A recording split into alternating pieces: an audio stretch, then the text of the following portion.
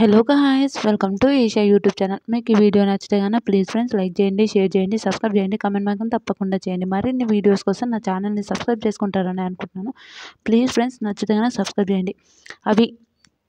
అవినాష్ ఎంతమందికి ఇష్టమో please comment చేయండి. అవినాష్ వస్తే మాత్రం ఈ గోల తక్కువ అనుకోండి, ఎంత అంటే అంత ఘోరమైన గోల, చాలా గోల గోల గోల గోల గోల అనుకోండి. అంత అల్లరి, అంత బాగుంటుంది, నిజం సూపర్ అనిపిస్తుంది. ఇంకా తర్వాత మన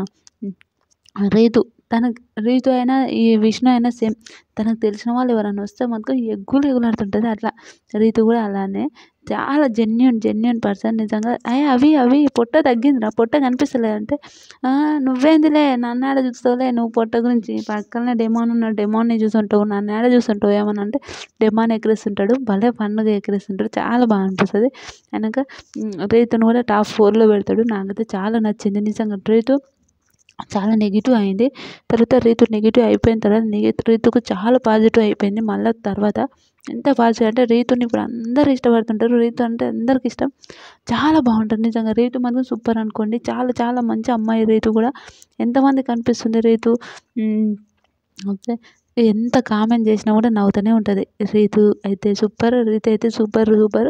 ఏందే నువ్వు అలా చేస్తున్నావే, డెమాన్ నుంచి నీకు సపోర్ట్ చేస్తున్నాను కదా అని ఎక్కిరిస్తుంటాడు. అయితే కళ్యాణ్ అంటాడు, అన్న ఇప్పుడు ఉంటుంది వాడికి ఉంటుంది ఇంకా తర్వాత అని జర ఫన్గా చెప్తుంటారు. అదైతే చాలా బాగా అనిపించింది నాకు. ఎంత బాగా అనిపించింది అంటే సూపర్ అనిపించింది వాళ్ళిద్దరు. రీతు మాత్రం చాలా జెన్యున్ పర్సన్, జెన్యున్ అంటే జెన్యున్ మన రీతు. నేను అదే చెప్తుంటా, రీతు మాత్రం చాలా జెన్యున్. మీకు ఏమనిపించిందో కూడా ప్లీజ్ కమెంట్ చేయండి.